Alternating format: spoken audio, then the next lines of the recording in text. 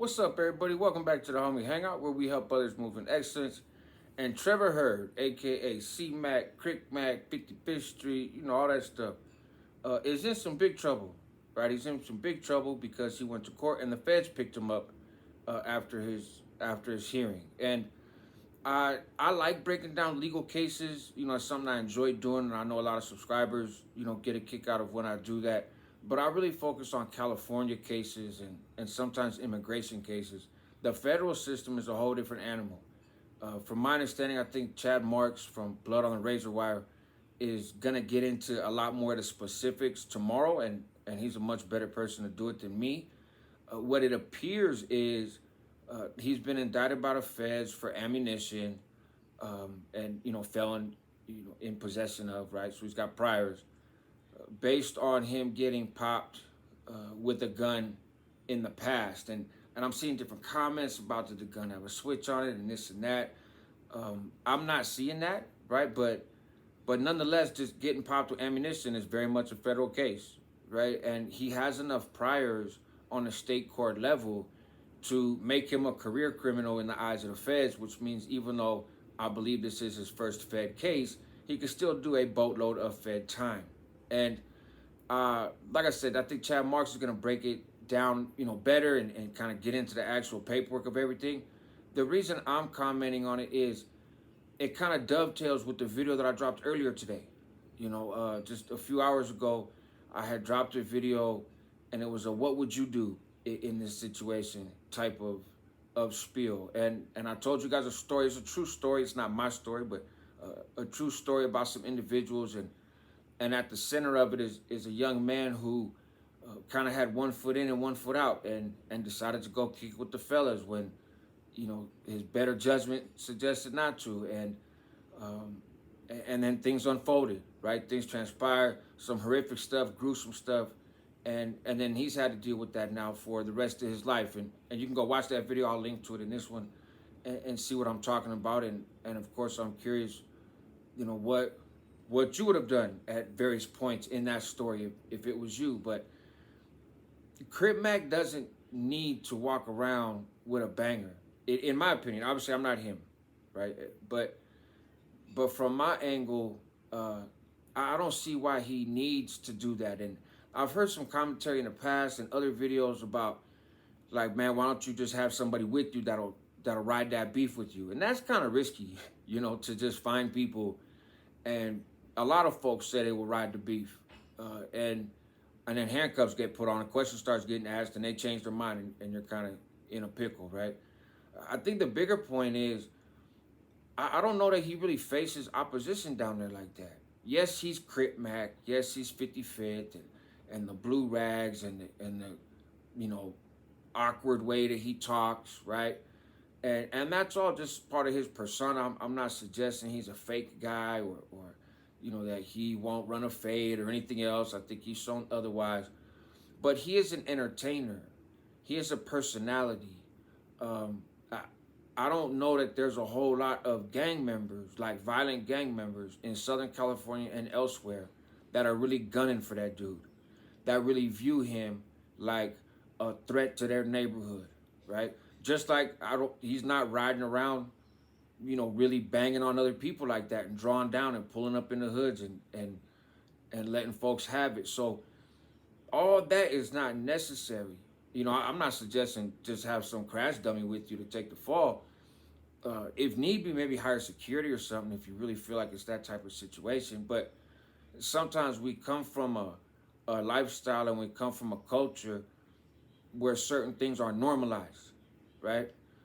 But then your life starts to elevate. Your life starts to look abnormal compared to how it did when you were in the streets and you were in the mix and everything else. So you got to adopt some of your behavior and some of your thinking for this new lifestyle. You have to adopt some new norms. And if you try to move into a new level of life, but you're bringing that old mentality with you all along the way, you can find yourself in situations like this. It's going to be a challenge. It's going to be an obstacle. And it's all avoidable, right? Let's say, for argument's sake, when the feds indict you, as everybody knows, the general practice, man, when the feds indict you, that means they got you.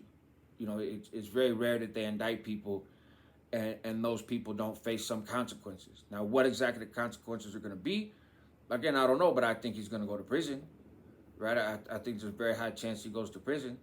And why? Right? Like, imagine he's sitting in prison at the end of the month. What about that was worth it? Right? Let's say the court hands down, 10 years, 15 years, 5 years, shoot, even a year. Is it worth it? If he sits down for a long time, the internet is going to forget about him. Life is going to move on. There's going to be other entertaining personalities. There's going to be other characters. There's going to be other people, to fill that role. And you're going to be forgotten about. And all for what? Right? Because you felt like you need to have something on you, or you felt like you had to have something on you, and you had to kind of level up, with whether it was a ghost gun or it had a switch on it, or any of that stuff. Again, I think the finer details in terms of what he's indicted on will come out later. But he's for sure indicted for being an ex-felon in possession of ammunition. And you get in trouble for that. The feds take that seriously. And there's a reason they picked it up. When I was working on state cases, there was times where I would work on the defense of a guy who got caught with a banger.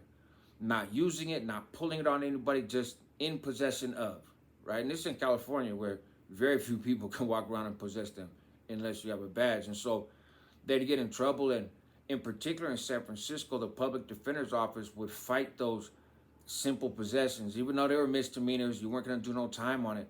But they would fight them if they felt like there was action, because knowing that sets you up. That sets you up for a Fed case down the line. That sets you up for a prior on a bigger indictment. And so let's try to nip that in the bud early. But again, I think the legal stuff is one thing, but the bigger point is, man, when your life starts changing, and I'm not saying we reject everything we learned when we were younger, or we reject everything we learned in the streets, because some of that's valuable information, but the norms, some of those norms got to change, man. Otherwise, they're going to butt up against these higher levels that we're trying to operate on. And it appears that might have been what happened with Crip Mac. And those things have consequences, right? And sometimes those consequences can be really life-changing. And if he goes and sits down for a good handful of years, man, that's a loss. That's a loss to him foremost, and I'm sure a loss, to others that like watching him on here, or that are supported by, his activities and that kind of stuff. He's a great marketer of his own entertainment. And it's just unfortunate. He's not somebody I follow closely on YouTube, to be quite honest, and just not really my style too much. But obviously I'm aware of him.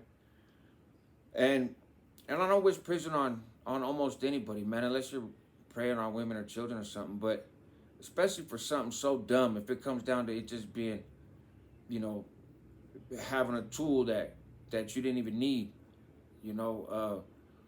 is it really worth it? And so, again, it's that 1 foot in, 1 foot out, man. And that's why I'm making this video, is it lines up with what I just talked about earlier tonight. Just be aware, be mindful, be real mindful of what you're doing and where you're trying to go. And is what you're doing going to help you get there and going to help you stay there? Or is what you're doing had a potential to knock you off the path that you're on? And it doesn't matter, I can do time because I've done it before. That's not the point. It's a lot of us that have done time can do time, obviously. That's not the issue, though, but I don't want to. And I definitely don't want to over something that's avoidable. And it seems to me that this whole situation was avoidable. And the government's going to get their guy, so you could face consequences on a state level, or parole, or whatever else. And that doesn't mean the feds can't circle back and take a bite out of you themselves. And there's really not much you can do about it, because you already made the choice to put yourself in their crosshairs. And They choose to pull the trigger, that's your loss, man. So let's just be careful of what we do, man. Help others move in excellence. That's what homies do. Help yourself at the same time because you're worth it. Help your community because they need you, and move smart, man.